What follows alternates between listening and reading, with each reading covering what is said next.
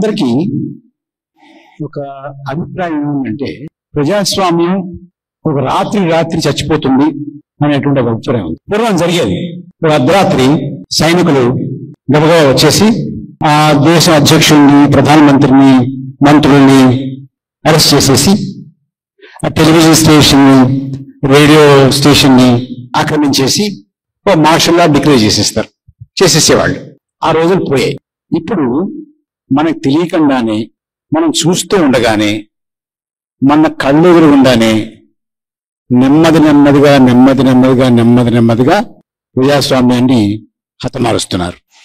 చాలా గర్వంగా జరుగుతుంది. మాకు చిన్నప్పుడు ఎకనామిక్స్ లోను, మేనేజ్మెంట్ లోను పాఠాలు చెప్పేవాళ్ళు. కాగుతున్నటువంటి నీళ్లలో ఒక కప్పను వేసామనుకోండి, అలా పడి వెంటనే దూకేస్తుంది, బయటికి వేడిగా ఉంటుంది. అలా కాకుండా ఒక 2-3 కప్పల్ని నీళ్ళలో పెట్టి అవి ఈదుకుంటూ ఉంటాయి. పొయ్యి మీద పెట్టి పొయ్యి వెలిగించామనుకోండి, కొంచెం వెచ్చగా ఉంటుంది. ఒక కప్ప ఇంకో కప్పగా ఉంటుంది. ఏదో వేడెక్కుతోందంటే ఏం బాగుంది కదా, చక్కగా ఉంది, వెచ్చగా ఉంది, ఇంకొంచెం వెచ్చగా అవుతుంది, ఇంకా బాగుంది.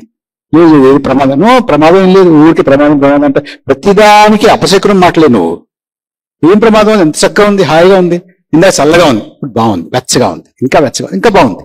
అలా వెచ్చగా ఉంది అనుకుంటూ ఉంటే మాడిపోయాయి. భారతదేశం పరిస్థితి ఇంచుమించు అలాగే ఉంది. మనం చాలా వాదనలు వింటున్నాం.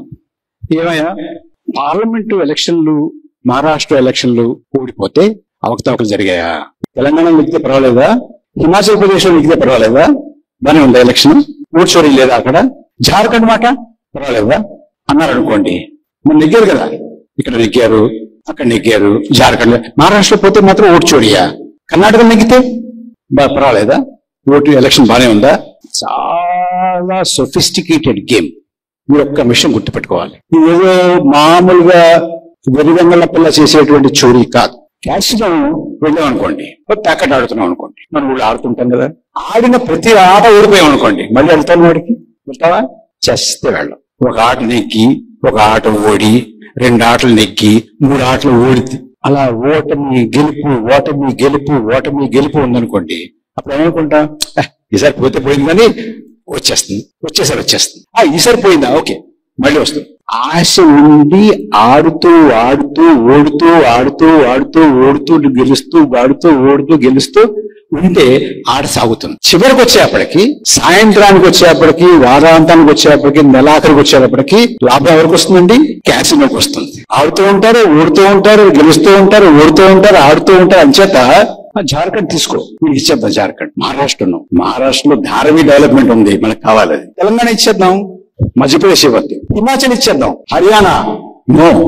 అక్కడ రైతులు కనుక రేపు మళ్ళీ ఉద్యమించి ఢిల్లీకి రావాలంటే హర్యానా ప్రభుత్వం మన చేతిలో ఉంటేనే కానీ మనం ఆపలేం. మనం అంచేది అది కావాలి. అలాగా ఒకటి తీసుకుంటే వీళ్ళు నోరు మూసి కూర్చుంటారు. వీళ్ళకి సమాధానం లేదు. అడిగా అనుకో, మరి ఏమైంది, మరి హైదరాబాద్ నెగ్గేదా, తెలంగాణ నెగ్గేదా అంటే మాట్లాడు, వైనాడు నెగ్గేదా మరి మాట్లాడు, రాయబరేలి నెగ్గేదా మాట్లాడు. మరి కానీ ఇది చెయ్యి, అది చెయ్యి, లోక్సభ నువ్వే పట్టుకో, మహారాష్ట్ర నువ్వే పట్టుకో, కర్ణాటక ఇచ్చేసేయి, ఏమవుతుంది? ఓకే, ఇది ఒక సొఫిస్టికేటెడ్ గేమ్.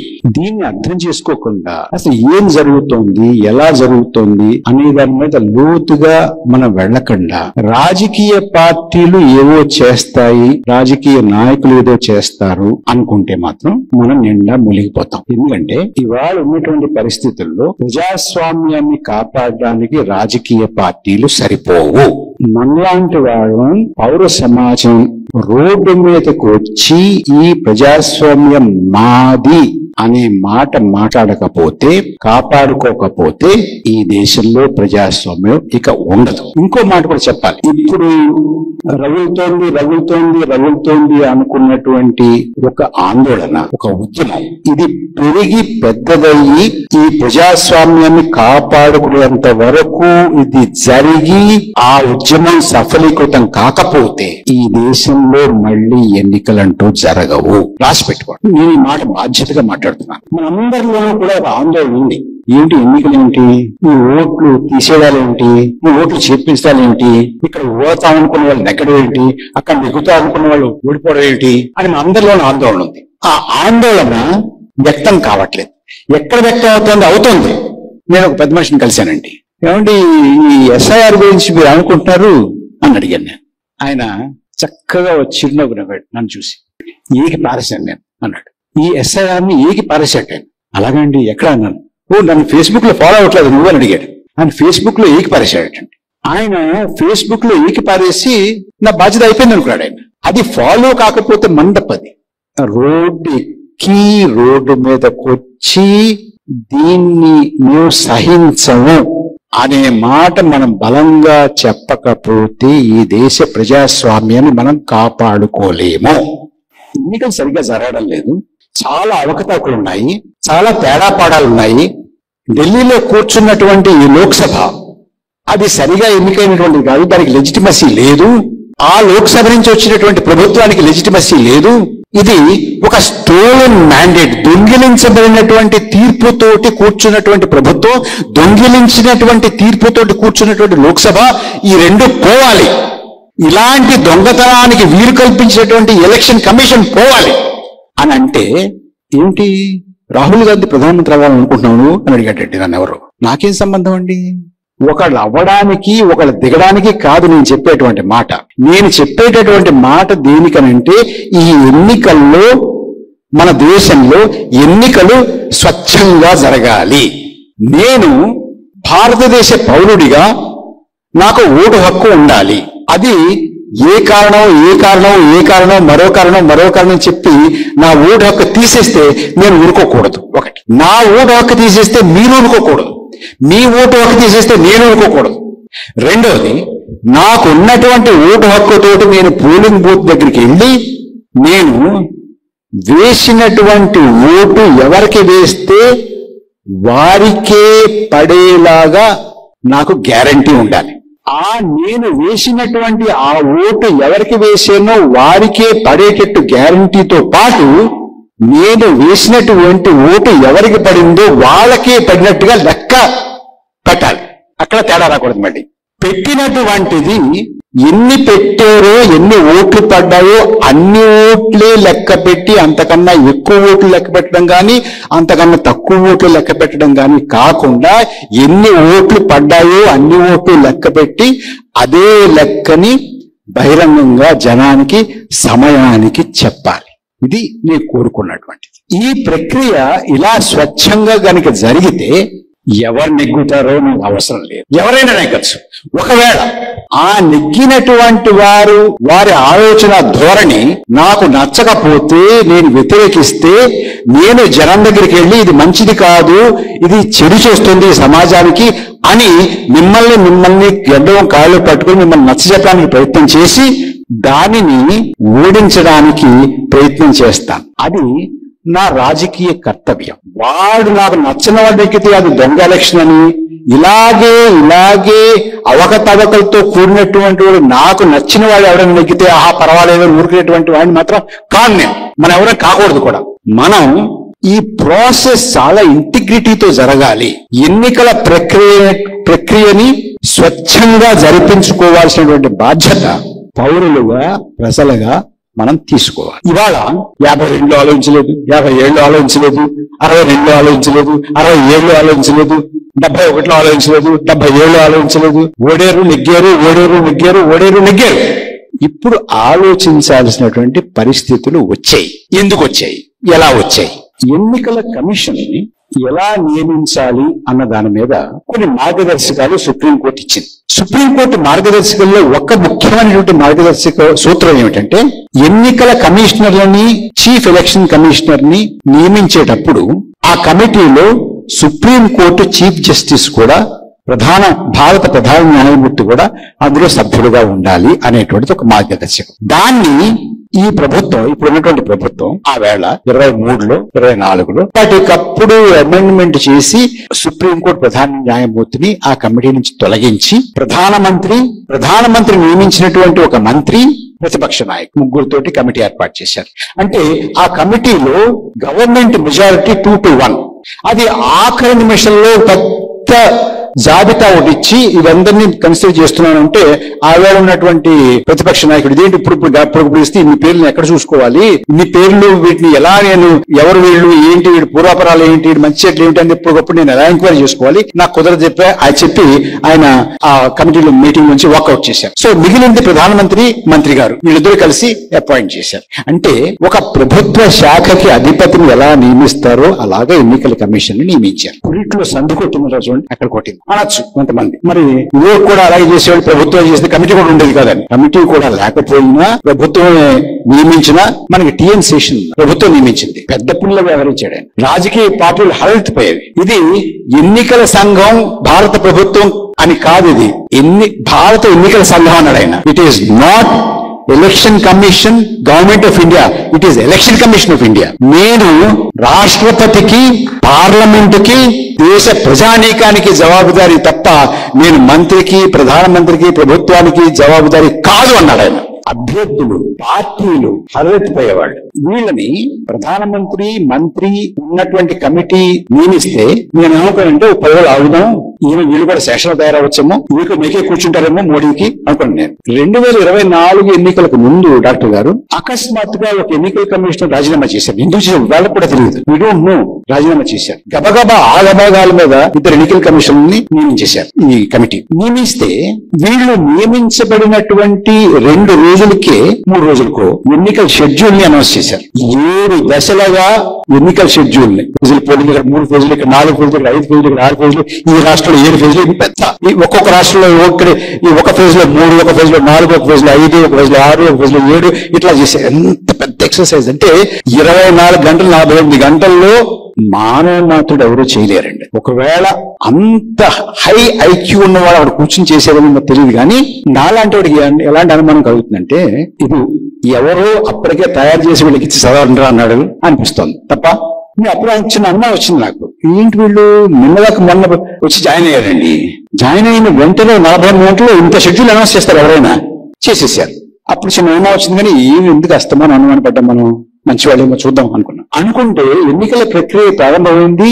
ఆవేళ మన ప్రధానమంత్రి గారు ఇక్కడ చాలా చోట్ల మాట్లాడుతూ అసలు నేను మళ్ళీ ఎన్నికై ప్రధానమంత్రిగా రావడం అనేది ఖాయం, అబ్కి బార్ 400 పార్ అని పార్లమెంట్ లో చెప్పారు, బయట చెప్పారు, పెద్ద పెద్ద బిజినెస్ మీటింగ్ లోనే చెప్పారు, అన్ని చోట్ల చెప్పారు. నేను ఇప్పుడే ఆల్రెడీ ఎన్నికలు ఇంకా ప్రక్రియ మొదలు కాలేదు, నేను మళ్ళీ అధికారంలోకి వస్తాను కాబట్టి వచ్చిన తర్వాత 100 రోజుల్లో ఏమేం కార్యక్రమాలు చేయాలనేది ఒక ప్రణాళిక ఇప్పుడే సిద్ధం చేసేసుకోవడానికి కూడా చెప్పారు ఆయన. అంత గ్యారంటీ ఉంది ఆయన. ఏమో అంత మంచి విశ్వాసంతో ఉండడం అనుకున్నాను. ఆయన నెమ్మదిగా పొడసూపుతుంది కానీ పెద్దగా అనుమానం లేదు అప్పటికి. ఆ తర్వాత ఏమైంది, ఆయన రూలింగ్ పార్టీకి సంబంధించిన వాళ్ళు స్టార్ క్యాంపెయినర్స్ ఒక లిస్ట్ ఉంటుందండి. వీళ్ళు నరకాలి, వాళ్ళని చంపాలి, వీళ్ళు ఉండకూడదు, వీళ్ళు చొరబాటుదారులు, వాళ్ళు అలాంటి వాళ్ళు, వీళ్ళంటి వాళ్ళు, వీళ్ళు మాంసం తింటారు, వాళ్ళు మంగళసూత్రాలు పట్టుకుపోతారు, పిల్లలు పట్టుకుపోతారు, మీ గుడ్లు పట్టుకుపోతారు, మీ బర్రెలు పట్టుకుపోతారు, మీ గుర్రెలు పట్టుకుపోతారు చెప్తున్నారు.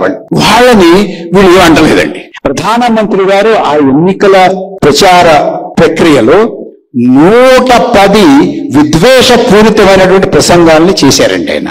ఇక్కడ తెలంగాణలో కరీంనగర్లో అక్కడ కూడా చేశారు. 110 ప్రసంగం, 1-2 ముగ్గురు 4 ఉన్నారు కదా అక్కడ. అస్సలు వాళ్ళకి ఏ ఇచ్చేవట్ల. ప్రతి వారికి నోటీసులు ఇస్తారు మామూలుగా. ఒక్క నోటీస్ కూడా ఇవ్వాలా, ఒక్క మాట కూడా మాట్లాడలేదు, ఒక్క ప్రెస్ కాన్ఫరెన్స్ కూడా లేదు. కనీసం ఇది ఆపండి, ఇది మంచిది కాదు అని లాంఛనంగా కూడా ఒక్క మాట మాట్లాడలేదు. ఇది ప్రవర్తన. అనుమానం బలపడుతుంది కదా. తర్వాత మళ్ళీ ఆలోచిస్తే ఏమైందంటే ఆంధ్రప్రదేశ్ అనుకుందాం. ఆంధ్రప్రదేశ్ లో 25 సీట్లు అండి, ఒక్క ఫేజ్ ఎలక్షన్ అండి, ఒకటే ఫేజ్, ఒకే రోజు మొత్తం 25 స్థానాలకి ఒక్క రోజు. ఒడిశా అండి, తమిళనాడు డాక్టర్ గారు 39 స్థానాలండి, 39 స్థానాలకి ఒకే రోజు పోలింగ్ అండి, ఒక రోజు సింపుల్ తెరిచేశారు. బీహార్ 40 స్థానాలు, ఒకటే ఎక్కువ అండి, 7 ఫేజులు అండి. బెంగాల్ 7 ఫేజులు అండి. యూపీ 7 ఫేజులు అంటే అర్థం ఉంది, 50 స్థానాలు. అంతకన్నా తక్కువ ఉన్న 4, అంతకన్నా ఒకటి ఎక్కువ ఉంటే 7, అంతే ఇంచుమించుగా అంతే ఉంటే ఇంకో 7. పద్ధం లేకుండా, ఒక తర్కం లేకుండా, ఒక లాజిక్ లేకుండా ఫేజెస్ పెడితే చాలా మందికి, నాకు కూడా అనుమానం ఏమొచ్చిందంటే ఇది ప్రచారానికి వెసులుబాటు ఉండడం కోసం కొంతమందికి. అట్లాగే ఆ తర్వాత ఈ మధ్య తెలుస్తుంది మనకి, ఇక్కడ ఓటు ఉంటుంది, అక్కడ కూడా ఓటు ఉంటుందండి. ఆంధ్రప్రదేశ్ లో ఓటు ఉంటుంది, మధ్యప్రదేశ్ లో ఓటు ఉంటుంది, మధ్యప్రదేశ్ లో ఓటు ఉంటుంది, బీహార్ లో ఓటు ఉంటుంది, బీహార్ లో ఓటు ఉంటుంది, మహారాష్ట్రలో ఓటు ఉంటుంది, మహారాష్ట్రలో ఓటు ఉంటుంది, హర్యానాలో కూడా ఓటు ఉంటుంది. మరి వీళ్ళు వెళ్ళాలి కదండి పాపం. ఒకే రోజు పెడితే ఎలా కుదురుతుందండి? అంచేత అలాంటి కారణాలు ఏమన్నా ఉన్నాయా అని అనుమానం అండి నాకు, అంతే. మరి అది ఎవరు చెప్పాలి మనకి? ఎలక్షన్ కమిషన్ చెప్పాలి. మాట్లాడేవాడు ఇందాక డాక్టర్ గారు చెప్పారండి, మాలాంటి వాళ్ళం, నేను ఒక్కడే కాదు చాలా మంది కంఠ శోష, చెప్పండి చెప్పండి చెప్పండి చెప్పండి మాట్లాడేవాడు. మేము చెప్పండి అని అంటే మా ఎలక్షన్ కమిషన్ మాట్లాడకపోవడం పక్కన పెట్టండి. పాలస్తీనా గురించి ఇక్కడ ప్రదర్శన అది చేశామని ఇందాక డాక్టర్ గారు చెప్తే నాకు ఒక కార్టూన్ గుర్తొచ్చింది, ఏదో బ్రిటిష్ న్యూస్ పేపర్లో. ఏమనుకోకండి, రాజకీయ పార్టీలకి ఐడియాలజీలకి సంబంధించి జస్ట్ జోక్ గా తీసుకోండి. ఇరాక్ గురించి, ఇరాక్ లో ఒక తల్లి పిల్లవాడిని నిద్రపుచ్చుతోంది, పైన ఏరోప్లేన్లు వస్తున్నాయి, యుద్ధ విమానాలు. ఆ శబ్దానికి అమ్మా ఏంటి ఆ శబ్దం ఏంటి అని అడిగాడు. గోర్బచేవ్ గురక పెడుతున్నాడు. గోర్బచేవ్ గురకది అంటే అచేతనంగా ఉండి గురక పెడితే ఇలాగే ఉంటుంది. రాజకీయ పార్టీలు అనేక మాసాలుగా, సంవత్సరం నుంచి మొత్తుకుంటుంటే పౌర సమాజంలో కొంతమంది నాలాంటి వాళ్ళకి చాలా మంది పెద్ద పెద్ద వాళ్ళు అస్సలు వినిపించుకోలేదండి. ఇప్పుడు కదిలేరు అనుకోండి. అయితే అస్సాం 14 సీట్లండి, 3 ఫేజెస్ అండి. 3 బీహార్ చెప్పాను కదా 47 ఫేజెస్. మధ్యప్రదేశ్ 29 అండి. తమిళనాడు 39, తక్కువ 4 ఫేజెస్ అండి. అర్థం ఉందండి దీనికి? అర్థం ఎప్పుడవుతుందంటే మీరు ఈ స్టార్ క్యాంపెయినర్స్ షెడ్యూల్ చూస్తే అర్థం అవుతుంది, పోలింగ్ సరళి చూస్తే అర్థం అవుతుంది. ఎన్నికలు అయ్యాయండి, ఫస్ట్ ఫేజ్ అయింది. ఫస్ట్ ఫేజ్ అయితే మామూలుగా ఎన్నికల పోలింగ్ మనందరికీ బాగా తెలుసు. ఎన్నికల పోలింగ్ 5 గంటల వరకు ఎంత ఉంటుందో, ఒకసారి 6 గంటల వరకు ఎక్స్టెండ్ చేస్తారు, 6 గంటలకి అయిపోతుంది. కానీ 6 గంటలకి పోలింగ్ అఫీషియల్ గా సమాప్తం అయ్యేటప్పటికీ ఆ ప్రాంగణంలో ఎంతమంది ఉంటే అంతమంది కూడా ఓటు హక్కు వినియోగించుకునేటటువంటి అవకాశం ఇవ్వాలి. మీకు 5 గంటలకు 6 గంటలకు పోలింగ్ అయిపోయిన తర్వాత 7ంటికి 7:30కు 8 గంటలకు ప్రొవిజనల్ గా ఇంతమంది ఓటు హక్కు వినియోగించుకున్నారు అని ఎన్నికల సంఘం ఒక ప్రకటన విడుదల చేస్తుంది. తర్వాత రాత్రి 11:30-12 మధ్యలో 11:40కో 11:50కో 10 to 12కో అంటే డేట్ దాటకుండా ఫైనల్ ఫిగర్ అనౌన్స్ చేస్తారండి. మామూలుగా మనకు అలవాటు. కానీ మొన్న జరిగినటువంటి 2024 లోక్సభ ఎన్నికల్లో first phase polling provisional figure announce చేసిన తర్వాత ఫైనల్ ఫిగర్ 11 రోజుల తర్వాత అనౌన్స్ చేశారండి. మీకు ఐడియా ఉందా? అది కూడా మాలాంటి వాళ్ళం రోజు ఏమైంది ఎందుకు చేయట్లేదు యాగే చేసాం మేము. అప్పుడు 11 రోజుల తర్వాత సెకండ్ ఫేజ్ కూడా అయిపోయిన తర్వాత ఫస్ట్ ఫేజు సెకండ్ ఫేజు కలిపి 11 రోజుల తర్వాత, అంటే 11 రోజులు ఫేజ్ 1, ఫేజ్ 2 తర్వాత 4 రోజులకి మొత్తం 2 కలిపి ఒకసారి చేశారండి. ఫేజ్ 4 4 రోజులు పట్టిందండి. ఫేజ్ 5 3 రోజులు పట్టిందండి. ఫేజ్ 6 మరి 4 రోజులు పట్టిందండి. ఫేజ్ 7 5 రోజులు పట్టిందండి. అంటే మొదటి ఫేజ్ 11 రోజులు తీసుకున్నారు ఫైనల్ ఫిగర్ అనౌన్స్ చేయడానికి. అక్కడి నుంచి 2 3 4 5 6 7 3 రోజులు ఒకటి, 4 రోజులు ఒకటి, 4 రోజులు ఒకటి, 4 రోజులు ఒకటి, 5 రోజులు ఒకటి.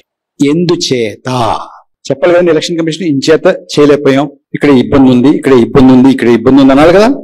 మీకు డిజిటల్ ఇండియా కాకముందు, భారతదేశం విశ్వగురు కాకముందు ఆ రోజు రాత్రి గాని ఆ మర్నాడు గాని ఫైనల్ ఫిగర్స్ ఇచ్చేవాళ్ళండి చరిత్రలో.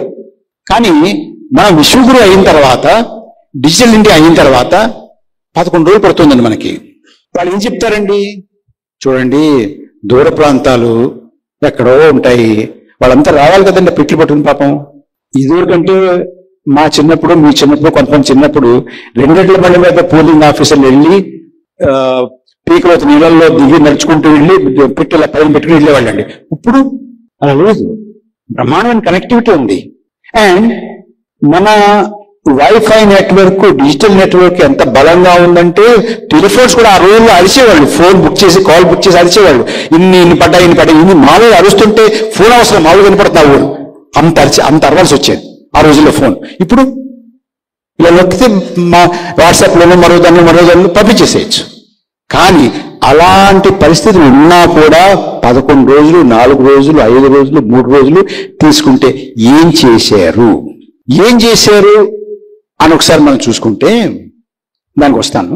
ఇంకో కారణం చెప్తే పాపం ఈ పోలింగ్ వెళ్ళేటువంటి వాళ్ళు, ఆఫీసర్లు వాళ్ళు అలసిపోతారండి. అలసిపోతే 1 రోజు అలసిపోతే 2 రోజులు అలసిపోతే 11 రోజులు అలసిపోతారండి. 11 రోజులు లేచి ఇవ్వలేరా, ఫిగర్ ఇవ్వలేరా? అడగరేవండి, అడగకపోతే ఎలాగా? సరే అని ఉంటాం కదండి. మాలాంటి వాళ్ళం చండీగఢ్ తీసుకున్నామండి. చండీగఢ్ ఎక్సలెంట్ కనెక్టివిటీ కదండి చండీగఢ్. అండ్ చండీగఢ్ లోక్సభ కాన్స్టిట్యుయెన్సీ కేవలం 614 బూతులండి. దాన్ని ఆ కాన్స్టిట్యుయెన్సీ రేడియస్ 15 కిలోమీటర్లు అండి. 15 kilometres radius, 614 electoral booths, wonderfully connected, road connectivity, Wi-Fi connectivity, internet connectivity, digital connectivity, excellent. And voters who exercised vote were only 4.48 lakhs. Small. 5 రోజులు పట్టిందండి ఫైనల్ ఫిగర్ ఇవ్వడానికి. 5 రోజులు. చండీగఢ్ నుంచి ఫైనల్ పోల్ డేటా రావడానికి కేవలం అంత చిన్న దాంట్లో 5 రోజులు పట్టిందండి మన ఎలక్షన్ కమిషన్కి. ఏదైనా అవార్డు ఉంటే పిలిచి కమ్మలు ఇచ్చేసేయండి. ఇది ఎందుకు అనుమానించాల్సి వస్తుంది? ఈ లేట్ అవ్వడం వల్ల ఫైనల్ ఫిగర్స్ రావడానికి లేట్ చేస్తే ప్రొవిజనల్ ఫిగర్ కి ఫైనల్ ఫిగర్ కి ఎంత పెద్ద తేడా. ఒక్కొక్క రాష్ట్రంలో 13%, ఒక్కొక్క రాష్ట్రంలో 12%, ఒక్కొక్క రాష్ట్రంలో 15%, ఒక్కొక్క రాష్ట్రంలో 20%, ఒక్కొక్క రాష్ట్రంలో 5%, 10%, అట్లా. అది కాన్స్టిట్యున్సీ వైజ్కి వస్తే ఇంకా ఎక్కువ అండి, రీజన్ వైజ్కి వస్తే ఇంకా ఎక్కువ అండి. ఎక్కడి నుంచి వచ్చాయి ఈ ఓట్లు అంటే, ఒక అడ్రస్ లో 400 మంది, 300 మంది, 500 మంది, ఇక్కడ ఓటు ఉంది, అక్కడ ఓటు ఉంది, అక్కడ ఓటు ఉంది, ఇక్కడ ఉంది, ఇవన్నీ ఎక్కడికి వస్తాయి? ఇందులోకి వస్తాయి అనమాట. మీకు ఆంధ్రప్రదేశ్ లో ప్రొవిజనల్ ఫిగర్ కి ఫైనల్ ఫిగర్ కి 12.58% తేడా ఉందండి. ఒడిశాలో ప్రొవిజనల్ ఫిగర్ కి ఫైనల్ ఫిగర్ కి 12.48% తేడా ఉందండి. మీకు 1% తారుమారైపోతుంది. ఈ మొత్తం లెక్క చూస్తారండి, కొంతమంది కూర్చొని చూశారు. మొత్తం చూస్తే ఈ దేశంలో 2024 సంవత్సరంలో ప్రొవిజనల్ ఫిగర్ కి ఫైనల్ ఫిగర్ కి మధ్య 5 కోట్ల ఓట్లు తేడా ఉందండి. ఆ 5 కోట్ల ఓట్లు దయచేసి మీరు మనకి 530, 543 స్థానాలు ఉన్నాయి కదండి, దాని మీద సమానంగా పనిచేస్తారు. పంచకండి, కొన్ని చోట్ల తక్కువ, కొన్ని చోట్ల ఎక్కువ, కొన్ని చోట్ల తక్కువ, కొన్ని చోట్ల ఎక్కువ. కాబట్టి ఒక్కొక్క రాష్ట్రంలో ఎంత, ఒక్కొక్క కాన్స్టిట్యున్సీలో ఎంత అని చూసుకుంటే 79 స్థానాలు ఇటు నుంచి అటు మారేయండి. 79. ఒకవేళ 5 కోట్ల ఓటు గనక అదనంగా లేకపోతే, ఈ ప్రొవిజనల్ ఫిగర్ కి ఫైనల్ ఫిగర్ కి గనక గ్యాప్ లేకపోతే, ఎన్డీఏ బీజేపీ మిత్రపక్షాలన్నీ కలిపి 293 అండి. ఈ 79 తీసి పారేస్తే 214 అండి. అందులో బీజేపీది ఒక 160, 170 ఉంటుందండి. అపోజిషన్ అలయన్స్ ఇప్పుడు 234 అండి. ఈ 79 ఇలా కాకపోతే గనక ఇవాళ అపోజిషన్ అలయన్స్ కి 313 స్థానాలు ఉండేవండి. 5 కోట్ల ఓటు ప్రొవిజనల్ ఫిగర్ కి ఫైనల్ ఫిగర్ కి తేడా అండి. ఒకటో ఫేజ్ చెప్పాను కదా, 14 రోజులు, 11 రోజులు. రెండో ఫేజ్ చాలా ముఖ్యమైనదండి. రెండో ఫేజ్ లో ఎంత మ్యాజిక్ ఉందంటే, అసలు వాళ్ళు ఆ మ్యాజిక్ చేయడం, మనం కూర్చుని ఆ మ్యాజిక్ ని కనిపెట్టలేకపోవడం చాలా గొప్ప విషయం అండి. మ్యాజిక్ మహిమ అంతే కదండి. ఇలా తీస్తే కుందెలు వచ్చేస్తుంది కదా. కానీ ఒక మ్యూజిషియన్ కూర్చుని అనుకోండి, వాడికి థ్రిల్ ఉండదు అందులో. వాడికి తెలుసు ఎలా చేస్తున్నాడు, చేసేవాడికి కూడా థ్రిల్ ఉండదు. అందుకే నెగ్గిన తర్వాత ఎవరి మొహాల్లో కూడా నెత్తురుచుక్కలు లేవండి. మీరు చూడండి ఒకసారి, పాత ఫోటోలు చూసి చూడండి. ఎందుకంటే కష్టపడి జనామోదంతో నమ్మించి ఒప్పించి తెచ్చుకున్న ఓటు కాదండి. తెచ్చుకున్న ఓటు అయితే ఆ విజయ గర్వం వేరుగా ఉంటుంది. ఇది కొట్టేసింది అనుకోండి. మీరు వింబిల్డన్ చూస్తుంటారు కదా, చూసారా? వింబిల్డన్ చూసారా? క్వాలిఫైయింగ్ రౌండ్స్ లో ఆడి, క్వార్టర్ ఫైనల్స్ లో ఆడి, సెమీఫైనల్స్ కి వచ్చి, ఫైనల్స్ కి వచ్చి, ఇక్కడ ఈ పక్క నుంచి ఆ పక్క, ఆ పక్క నుంచి ఈ పక్క, అటు ఇటు బాల్ కొట్టి చెమట వచ్చి, వీడిని ఓడించి వాడిని ఓడించి వీడిని ఓడించి, చివర్లో ఫైనల్స్ కి వచ్చి, ఫైనల్స్ లో కూడా కష్టపడి 5-7 వరకు వచ్చి నెగ్గిన తర్వాత ఓ పెద్ద షీల్డ్ ఉంటుంది. ఆ షీల్డ్ ఇచ్చిన వల్ల పట్టుకోవాలనుకోండి, కొన్ని వేల ఫోటోగ్రాఫర్లు టక టక టక టక టక టక ఫ్లాష్లు కొడుతూ ఫోటోలు తీశారనుకోండి, ఎంత గర్వంగా ఉంటుందండి. బ్రహ్మాండంగా ఉంటుంది. నెగ్గాడు, కష్టపడ్డాడు, చెమట వచ్చాడు, దాని వెనకాల కొన్ని సంవత్సరాలు పరిశ్రమ చేశాడు, నెగ్గాడు. ఒక విజయ గర్వం ఉంటుంది. ఆ షీల్డ్ చూసి నేను ఈ షీల్డ్ భలే ఉందరా అని చెప్పి డాక్టర్ గారు నాకు షీల్డ్ చేయించి పెడతారా అని చెప్తే ఆయన ఎంత 30,000-40,000 అవుతుంది అంతే, అందుకని ఎక్కువ అవ్వాలండి అది. ఆయన చేయించి ఇచ్చాడు అనుకోండి, మీరు అది బట్టి ఎత్తుకున్నాను ఇలా ఎత్తారనుకోండి, మీరు ఎవరైనా చప్పట పడతారా? నాకు విజయగర్వం ఉంటుందా? ఉండదు. ఎందుకు ఉండదంటే అది నా పరిశ్రమతోటి, నా పరిపాలనతోటి, నేను జనాన్ని మెప్పించడంతో, ఒప్పించతోటి వచ్చినటువంటి విజయం కాదు కాబట్టి ఉండదు. ఇవాళ కూర్చున్నటువంటి ప్రభుత్వం కూడా ఒప్పించి మెప్పించి మన ఆమోదాన్ని గెలుచుకుని కూర్చున్నటువంటి ప్రభుత్వం కాదండి. ఫేజ్ 2 గురించి చెప్తున్నాను కదా. ఎన్నికల ఎన్నాళ్ళైందండి? ఐడియా ఉందా మీకు? సంవత్సరం 3 నెలలు అండి. ఇప్పటికి మీకు రహస్యం తెలుసా? బహిరంగ రహస్యం ఇది. నేను ఇప్పటికీ కొన్ని రాజకీయ పార్టీ నాయకులతోటి, పెద్దవాళ్ళతోటి మాట అవునా అంటున్నారండి. ఏంటంటే ఫేజ్ 2 పూర్తి డేటా, పోలింగ్ డేటా ఇవాళ వరకు లేదండి.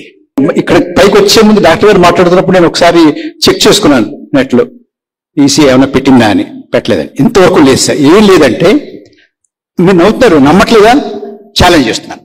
ఇప్పటి వరకు, ఈ క్షణం వరకు ఫేజ్ 2లో ఏ రాష్ట్రంలో, ఏ నియోజకవర్గంలో ఎంత పోల్ అయ్యింది ప్రిలిమినరీ తెలియదండి ఎవరికైనా.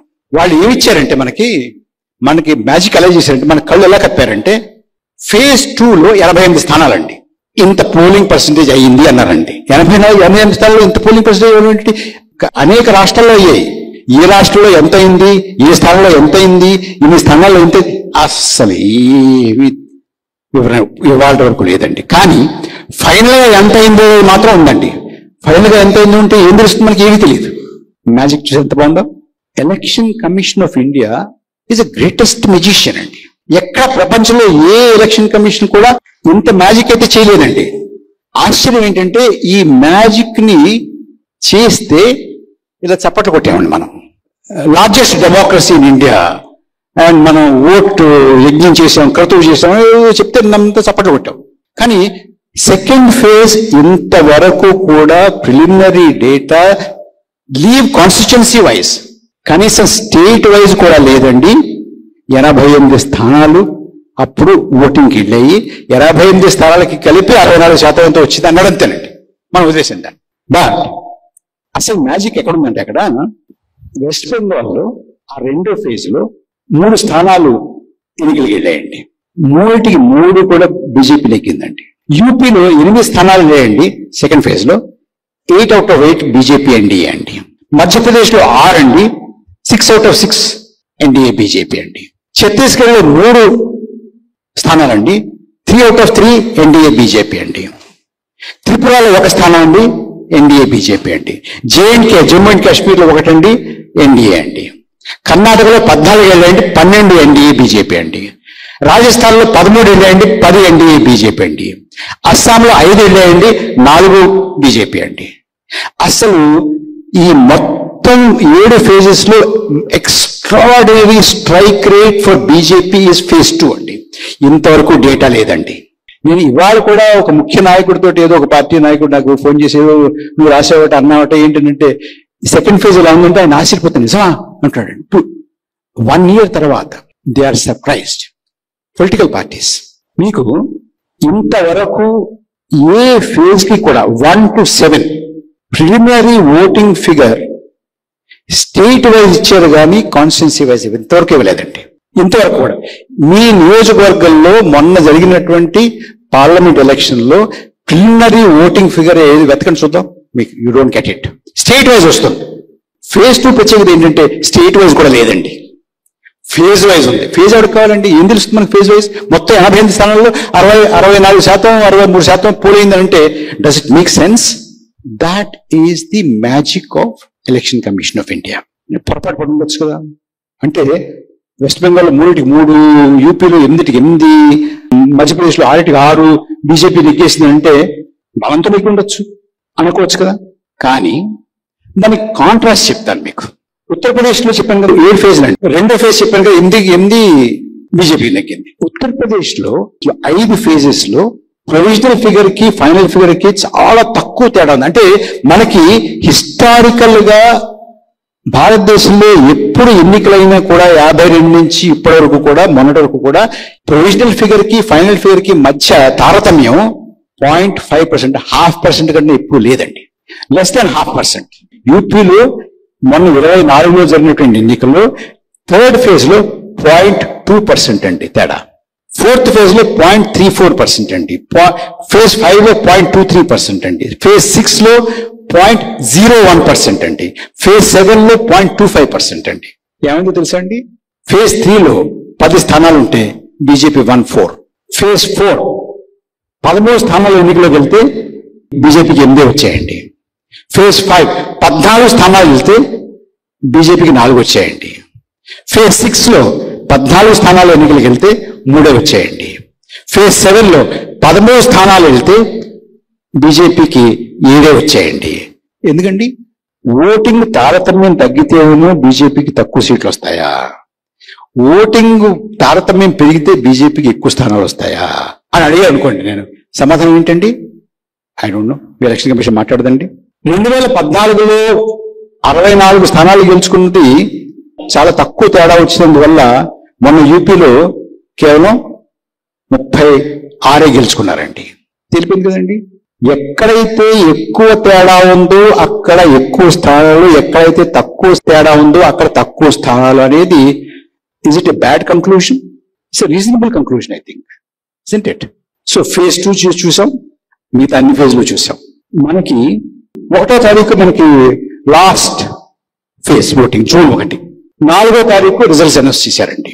7వ ఫేజ్ ఎన్నిక జరిగింది 1వ తారీఖు, ఫలితాలు వచ్చింది 4వ తారీఖు. 7వ ఫేజ్ లో ఎన్ని ఓట్లు పోలయ్యాయి అనే ఫైనల్ ఫిగర్ ఎప్పుడు వచ్చిందో తెలుసా అండి? 6వ తారీఖు వచ్చిందండి. అంటే ఎన్నికలు అయిపోయిన తర్వాత చెప్తావా ఎంతమంది ఓటేశారు? మీకు సూరత్ విషయం తెలుసు కదా, సూరత్ యునానిమస్ అయిపోయిందని. ఎందుకు యునానిమస్ అయిపోయిందంటే బీజేపీ క్యాండిడేట్ కి వ్యతిరేకంగా ఉన్నటువంటి ముఖ్యమైనటువంటి కాంగ్రెస్ క్యాండిడేట్ మీ నామినేషన్ సరిగ్గా లేదని క్యాన్సిల్ చేశారండి. మిగతా వాళ్ళు ఇంకా కొంతమంది ఉన్నారు, వాళ్ళందరూ కూడా విత్డ్రా అయిపోయారండి. అది తీసేస్తే 542లో 4 నియోజకవర్గాల్లో మాత్రమే ఎన్ని ఓట్లు పోలయ్యాయో అన్ని ఓట్లను లెక్కించారండి. Votes polled and votes counted are equal. 176 constituencies, 176 నియోజకవర్గాల్లో 35,000 ఓట్లు ఎక్కువ కౌంట్ చేశారండి. 362 నియోజకవర్గాల్లో 5,54,598 ఓట్లు తక్కువ లెక్కించారండి. మొత్తం మీద 542 నియోజకవర్గాల్లో 4 నియోజకవర్గాలు సమానంగా ఉంటే 538 నియోజకవర్గాల్లో ఓటు ఎక్కువ తక్కువ మొత్తం తేడా చూసుకుంటే 5,89,000 ఓటు ఎక్కువ గాని తక్కువ గాని లెక్క పెట్టారండి. లెక్క తేడా వచ్చిందండి. మీలో బ్యాంకులో పనిచేసే వాళ్ళు ఉంటారు కదా కొంతమంది, ఏమండి చివరిన లెడ్జర్ క్లోజ్ చేసే ముందు ₹1 తేడా వస్తుందంటే మీరు బ్యాంక్ కట్టేసి బయటకు రాగలరండి? ఆ మేనేజరు లేకపోతే అక్కడ ఉన్న వాళ్ళు ఎవరో ₹50 ఇస్తాను అలాంటి ఊరుకుంటారా? ఊరుకోరు. లెక్క అక్కడ తేలాలి కదా. కానీ మన ఎన్నికల సంఘం ఎంత గొప్ప ఎన్నికల సంఘం అంటే 538 నియోజకవర్గాల్లో 5,90,000 సుమారు 90,000 ఓట్లు తేడా వస్తే, ఎక్కువ తక్కువ వస్తే ఫలితాలు ప్రకటించారండి. ఫలితాలు ప్రకటించిన తర్వాత ఫైనల్ ఫిగర్ ప్రకటిస్తారండి వీళ్ళు. మొట్టమొదటి ఫేజ్ 11 రోజులకు కానీ ఫైనల్ ఫిగర్ ప్రకటించరండి. ఇది ఇవాళ మనకున్నటువంటి ఎన్నికల సంఘం. ఎన్నికల్లో ముందు లోక్సభ ఎన్నికలకి మహారాష్ట్ర ఎన్నికలకి మధ్య ఇంతమంది ఓట్లు అంతమంది ఓట్లు ఎక్కువ వచ్చారని అన్నారు. మరికొన్ని చోట్ల కూడా అన్నారు. మరొకటి ఇప్పుడేం జరుగుతుంది? బీహార్లో 65 లక్షల మంది ఓటర్లని తొలగించేశారండి. తొలగించే ముందు ఎందుకు తొలగించారు, ఎవరిని తొలగించారు, ఏ కారణాలచే తొలగించారు అని చెప్పి ప్రతి వాళ్ళు ప్రశ్నలు అడిగితే సుప్రీంకోర్టు అడిగినా కూడా చాలా వరకు ఆ డేటాని ఈ పేర్లని ఇవ్వడానికి ఎలక్షన్ కమిషన్ నిరాకరించిందండి. ఇవ్వనంటే ఇవ్వను, ససేవరా ఇవ్వనంది. ఇవ్వను అండమే కాదు, వాళ్ళు కథనాలు సోర్సెస్ ద్వారా బయటికి ప్రచారం చేసినటువంటిది ఏంటంటే ఇంతమంది విదేశీయులు ఉన్నారు, ఇంతమంది చొరబాటుదారులు ఉన్నారు, ఇంతమంది వాళ్ళు ఉన్నారు, ఇంతమంది వీళ్ళు ఉన్నారు, ఇంతమంది చనిపోయిన వాళ్ళు ఉన్నారు అని చెప్పి వాళ్ళందరినీ తీసేసామని చెప్పారండి. కాదు కూడదు ఏవైనా సరే ఆ జాబితా ప్రకటించి తీరాల్సిందే, ఆ పేరు ప్రకటించాలి, ఏ బూత్ ఏ నియోజకవర్గంలో ఉన్నారు, ఎక్కడున్నారు, ఏ పార్టీలో ఉన్నారో ప్రకటించాల్సిందే అని, కారణం కూడా ప్రకటించాల్సిందని ఎలక్షన్ కమిషన్ కి సుప్రీంకోర్టు ఆదేశం ఇచ్చి ఏవైనా సరే తప్పించుకోలేదు అన్న పరిస్థితి వచ్చినప్పుడు ప్రకటించారు కదండి. ఒక్క పేరంటే ఒక్క పేరు చొరబాటుదారు, ఇతను ఫారినరు అని చేత ఈ పేరు తీసేసేవనే మాట ఎక్కడ ఉందంటే ఒక్క చోట్లేదు. మరి ఏంటి ఈ ప్రోపగాండా ఏమిటి, ఈ ప్రచారం ఏమిటి, ఈ గోళ ఏమిటి, ఎందుకు తీసేసావు? చనిపోయారు అన్నటువంటి వాళ్ళని రాజకీయ నాయకులు మన ప్రతిపక్ష నాయకులు కలిశారు, చూసాం. ఇందాక డాక్టర్ గారు ఇక్కడ చెప్పారు. అంతేకాదు పోయినటువంటి వాళ్ళు ఎవరు అనేది పరిశోధన చేస్తే ఎవరిని పోయినట్టుగా పేర్కొన్నారంటే 30 ఏళ్ల వాళ్ళు, 25 ఏళ్ళు, 30-40 ఏళ్ల వాళ్ళు, 50 ఏళ్ల వాళ్ళు లోపు. ఓకే, 50 ఏళ్ల వాళ్ళు లోపు కూడా పోవట్లేదు అంటలా. కానీ 90% పోతారా ఒక నియోజకవర్గంలో? ఒక నియోజకవర్గంలో 5,000 ఓట్లు చనిపోయారని తీస్తే అందులో 4,000 మంది 50 లోపు ఉంటారండి. ఎవరన్నా ఎక్కడ ఉంటారా?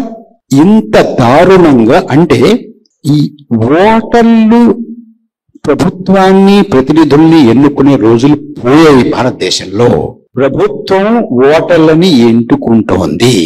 Government is electing and selecting the voters. ఆ స్టేజ్కి మనం వచ్చాం. ఇది మొన్నటి వరకు ఇందాక నేను చెప్పినట్టుగా వెచ్చగా ఉంది అనుకుంటూ ఇప్పుడు ఉడికిపోతున్నాం. కప్పలు ఉడుకుతున్నాయి. ఇప్పుడు అంచేతనే రాజకీయ పార్టీలు కూడా కదులుతున్నాయి. దీన్ని ఛాలెంజ్ చేయకపోతే, ఆపకపోతే, పౌర సమాజం నడుం కట్టకపోతే, రోడ్డు ఎక్కకపోతే, ఆపకపోతే, మొన్న ఎన్నికల్లో 5 కోట్ల ఓట్లని పెంచారండి. వచ్చే ఎన్నికల్లో 10 కోట్ల ఓట్లు పెంచుతారండి. దిక్కు దివాణం ఉండదండి. ఆ తర్వాత వచ్చేటువంటి ఎన్నికల్లో 20 కోట్ల ఓట్లు పెంచుతారండి. దిక్కు దివాణం ఉండదండి. ఎవరితో చెప్పుకోండి. నేను ఊరికే అనలేదు, బాధ్యతగా చెప్తున్నాను ఈ మాట. ఇది ఇవాళ మనం ఉన్నటువంటి పరిస్థితి. ఎందుకు వచ్చింది ఈ పరిస్థితి అనేటువంటి మాట 2 మాటలు చెప్తాను మీతోటి. మీరు ఒక్కసారి భారతదేశ ఎన్నికల చరిత్ర తీసుకోండి. ఈ దేశం కేవలం ఒక మతానికి చెందింది, హిందువులకు మాత్రమే చెందింది. మిగతా వాళ్ళకి ఇక్కడ స్థానం లేదు.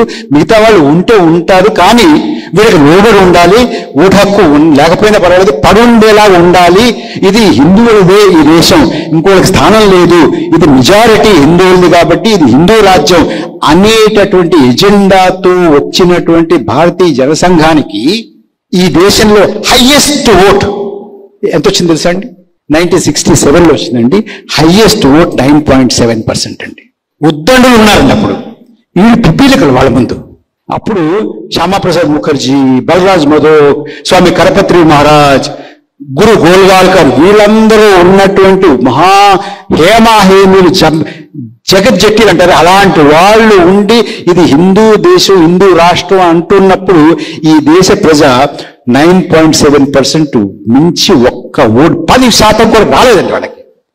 ఎప్పుడైతే ఆ రకమైనటువంటి ఎజెండాని పక్కన పెట్టి మేము అవినీతిని వ్యతిరేకిస్తున్నాము, లేకపోతే డెవలప్మెంట్ కోసం చేస్తాము, పాలసీ పెరాలసిస్ లేకుండా చేస్తాము, మరొకటి చేస్తాము, ఆ స్కామ్ లేకుండా చేస్తాము, ఈ స్కామ్ లేకుండా చేస్తాము, అన్ఎంప్లాయ్మెంట్ సాల్వ్ చేస్తాము అనేటువంటి మాటలు మాట్లాడుతూ మేము కూడా సెక్యులర్మే అంట మొదలుపెట్టిన తర్వాత నెమ్మదిగా ఓటింగ్ శాతం పెరుగుతూ వచ్చిందండి.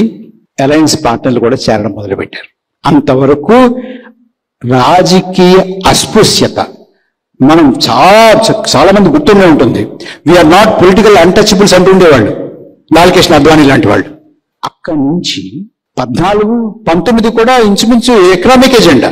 24లో మాత్రం కేవలం కమ్యూనల్ ఎజెండా, కాశ్మీర్ 370, రామజన్మభూమి, ట్రిపుల్ తలాక్, కామన్ సివిల్ కోడ్, వీటితో వెళ్ళేటప్పటికీ అసలు మీకు ఎక్కడ లేని వ్యతిరేకత వచ్చిందండి. కాన్స్టిట్యూషన్ మార్చేస్తారు, ఇనేటప్పటికీ ఎక్కడ లేని వ్యతిరేకత వస్తే ఇది ఓడిపోతున్నావు, లాభం లేదు, ఎన్నికల్లో మనం బట్ట కట్టలేము అనేటువంటి అనుమానాలు వచ్చిన తర్వాత మొదటి ఫేజ్లోనే 11 రోజులు తీసేసుకున్నారండి. తీసుకుంటే మొత్తం తారుమారు చేసి పారేశారు.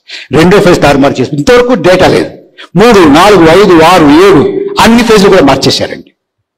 మార్చేసి 79 స్థానాలు అక్కడికి చావు తప్పి కన్నులట్టపోయి 79 స్థానాలు వేసుకున్నా కూడా 290కి వచ్చి ఆగారండి. వాళ్ళు వీళ్ళు సాయం చేస్తే వాళ్ళ దయాదాక్షిణ్యాల మీద వీళ్ళ దయాదాక్షిణ్యాల మీద ఇప్పుడు ప్రభుత్వాన్ని పెట్టారండి.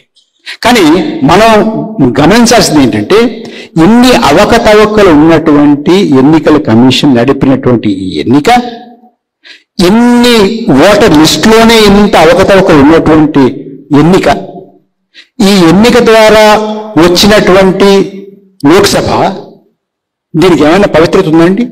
దీనికి లెజిటిమసీ ఉందా? ఇది ఉండాలా? పోవాలి. ఈ లోక్సభలోంచి వచ్చినటువంటి ప్రభుత్వం ఉండాలా? దానికి ఏవైనా ఒక పవిత్రత ఉందా? దానికి లెజిటిమసీ ఉందా? అది జనామాయంతో వచ్చినటువంటి ప్రభుత్వమేనా? ఇది పోవాలా? ఇంత ఎన్నిక, ఇంత మ్యాజిక్ చేసినటువంటి ఎలక్షన్ కమిషన్ ఉండాలా? ఎన్నికల సంఘం పోవాలి, లోక్సభ పోవాలి, ఈ లోక్సభలోంచి వచ్చినటువంటి ప్రభుత్వం పోవాలి. అప్పుడు కానీ ఈ దేశంలో మళ్ళీ ప్రజాస్వామ్యం ఊపిరి తీసుకోదండి. నేను ఏదో తీవ్రంగా మాట్లాడుతాను, దయచేసి అనుకోకండి. మీరు ఇంటికి వెళ్ళిన తర్వాత శాంతంగా ప్రశాంతంగా దయచేసి ఆలోచించండి. నేను చెప్పినటువంటి దాంట్లో ఏవైనా దోషం ఉందేమో ఒకసారి భూతద్దం పెట్టి వెతికి చూడండి. తప్పుంటే చెప్పండి ఇక్కడ తప్పు అని. కానీ ఇది గనక సరైనటువంటిది, నేను చెప్పినటువంటి లెక్క, నేను చెప్పినటువంటి తర్కం సరైనటువంటిది అంటే మాత్రం దయచేసి రోడ్డు ఎక్కండి. ఫేస్బుక్లోను ట్విట్టర్లోను కాదు, రండి, చెప్పండి. బయటకు వచ్చి ఈ ప్రభుత్వం మనుగడ సాగడానికి వీలు లేదు, దీనికి ఒక శాంక్టిటీ లేదు అనేటువంటి మాట చెప్పండి. రాయండి, కొన్ని ఉత్తరాలు రాయండి, కార్డులు రాయండి, పోస్ట్ కార్డులు రాయండి, పిటిషన్లు పెట్టండి. ఎన్ని పోస్ట్ కార్డులు వెళ్ళాలంటే దేశంలో ఉన్నటువంటి ప్రతి నియోజకవర్గం నుంచి రాష్ట్రపతికో ఎలక్షన్ కమిషన్కో, అసలు ఆ రాష్ట్రపతి భవనం పెద్ద భవనం ఎన్ని గదులు ఉంటాయి, 100 గదులు ఉంటాయో చెప్పారు నాకు. ఆ 100 గదుల్లో కూడా ఈ పోస్ట్ కార్డులతోటి ఆ గదులన్నీ కూడా నిండిపోయి బయట పడిపోతూ ఉండాలి. అన్ని పోస్ట్ కార్డులు వెళ్ళాలి. ఇది ఏ న్యాయం? ఇది అసలు రాష్ట్రపతి భవన్లో వెళ్ళడానికి కార్డులు తోసుకుంటూ వెళ్లాల్సిన పరిస్థితి రావాలి రాష్ట్రపతికి. అప్పుడు కానీ ఈ దేశం, ఈ ప్రభుత్వం, ఈ రాష్ట్రపతి వ్యవస్థ మేలుకోదు. చెయ్యాలా వద్దా? చెయ్యండి దయచేసి. ఇది మొత్తుకుంటున్నాం కానీ చెయ్యండి. ఎవరో ఒకరు దీన్ని నడుం కట్టండి, గజ్జె కట్టండి, లేకపోతే కాదు. నేను ఇందాక చెప్పింది మళ్ళీ ఒక్కసారి ఏమనుకోండి రిపీట్ చేస్తాను. ఈసారి గనక దీన్ని మనం ఆపి 5 కోట్ల ఓట్లు, 5 కోట్ల ఓట్లు కాకపోతే 2 కోట్ల ఓట్లు, 3 కోట్ల ఓట్లు, 4 కోట్ల ఓట్లు, ఎన్నో ఓట్లు, ఇన్ని కోట్ల ఓట్లు, ఇన్ని నియోజకవర్గాల్లో ఇంత తేడా వచ్చింది, ఇంత అవకతవకలు జరిగాయి అనేటటువంటి మాట ఈ దేశం మొత్తం మీద మారుమోగాలి. ఇది కర్తవ్యం కావాలి. అప్పుడు కానీ ఈ ప్రజాస్వామ్యాన్ని మనం రక్షించలేము. ఇది ఇప్పుడు గనక దీన్ని మరొక దానిలో ఇది కూడా ఫిజిల్ అయిపోతే, ఏదో 4 రోజులు అరిచేరిపోయారు అనుకుంటే, మనం మణిపూర్ని వదిలేసినట్టు దీన్ని కూడా వదిలేసాం అనుకోండి. మణిపూర్ని వదిలేసామా లేదా? వదిలేసాం. అసలు మణిపూర్ గురించి ఎవరు ఆలోచిస్తున్నాడు? ఏదో 2 రోజులు మీ 2 స్త్రీలను నగ్నంగా ఊరేగించంటే అన్న అయిపోయింది. ఇప్పుడు పెళ్లిళ్ళు, పెటాకులు, వాళ్ళ విడాకులు, వీటి గురించి మాట్లాడుకుంటున్నాం మనం. అంచేత దీన్ని మాత్రం అలా దయచేసి వదలకండి. ఈ దేశం యొక్క ఆత్మ ఇందులో ఉంది, ఈ దేశం యొక్క భవిష్యత్తు ఇందులో ఉంది, ఈ దేశం యొక్క స్వభావం, ఈ దేశం ఎటు వెళ్ళాలి అనేది ఇవాళ మనం తీసుకునేటువంటి నిర్ణయంలో ఉంది. దయచేసి దీని గురించి ఆలోచించి ఒక నిర్ణయానికి వచ్చి పెద్దలందరూ కాస్త దీని గురించి కాస్త చొరవ తీసుకుని ఈ దేశానికి ఒక మార్గదర్శనం చేసింది. 10 ఏళ్ల తర్వాత, 15 ఏళ్ల తర్వాత నిప్పు ఎక్కడ రాజేయబడింది, ఎక్కడ అంటుకుందంటే ఖమ్మంలో భక్త రామదాసు కళానికేతన్లో రాజుకుంది, అంటుకుంది. ఇక్కడి నుంచి దావాణంలో మొత్తం దేశం అంతా పాకిపోయింది. ఈ భ్రష్టమైనటువంటి ఎన్నికల కమిషను, ఎన్నికల వ్యవస్థని కాల్చేసింది, దహించి వేసింది. ఖమ్మంలో పుట్టినటువంటి మంట, ఖమ్మంలో పుట్టినటువంటి జ్వాల అనేటటువంటి మాట చరిత్రలో నిలబడాలి అని చెప్పి నేను మీ అందరికీ అప్పీల్ చేసుకుంటున్నాను.